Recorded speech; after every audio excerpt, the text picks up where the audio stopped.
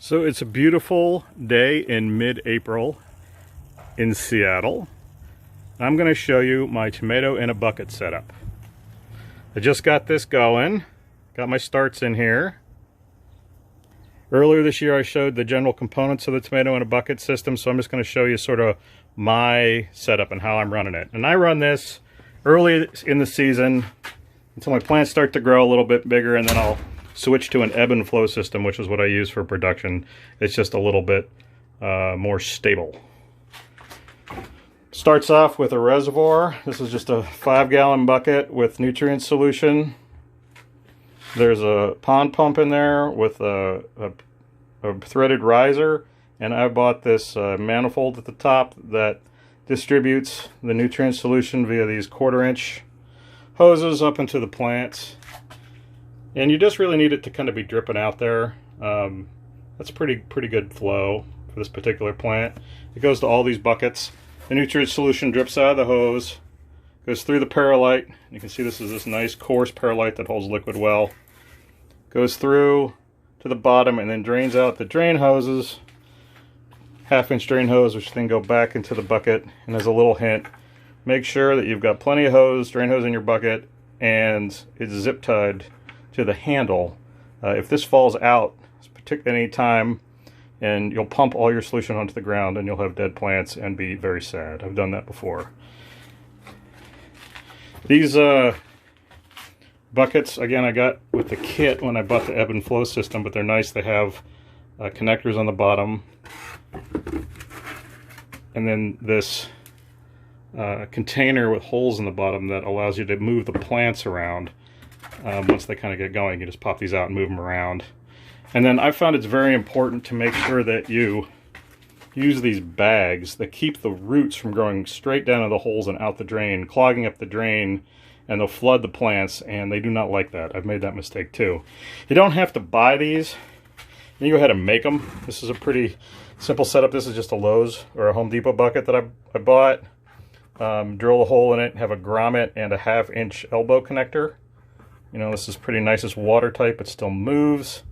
And then instead of the fancy bags, this is just a 5-gallon handled bag that you go ahead and put your perlite in and your plant in. And I actually use these for larger plants and growing them out at the end of the year. So I still use these.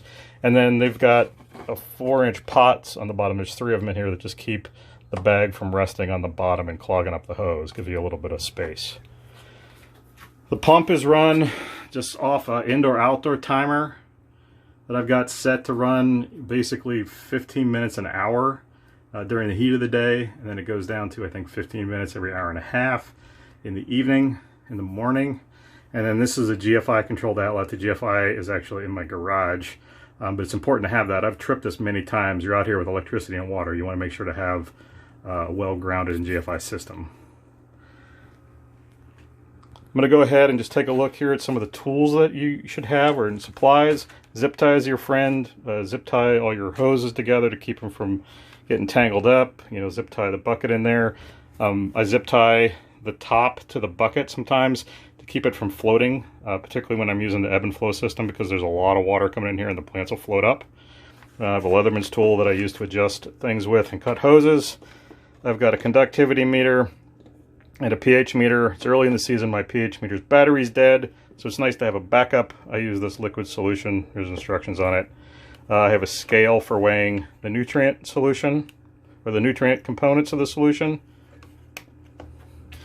Now I go ahead and I use this sort of 3-part system. I bought the kit online, but you can buy the individual components. It's basically a master blend, 4-18-38 with micronutrients. You need to make sure you add nitrogen, this is calcium nitrate, and Epsom salts. And the mix varies depending on the concentrations, but the general proportions are 2 parts microblend, 2 parts calcium nitrate, 1 part Epsom salts, and then you mix it depending on the concentration you want, and you factor that in with your conductivity meter. I always mix it and test it before I dump it in to the reservoir. You don't want untested concentrations go in your plants, because you'll shock them, and that's not good. So here's just a bag of the perlite that I use, and then probably after about a month.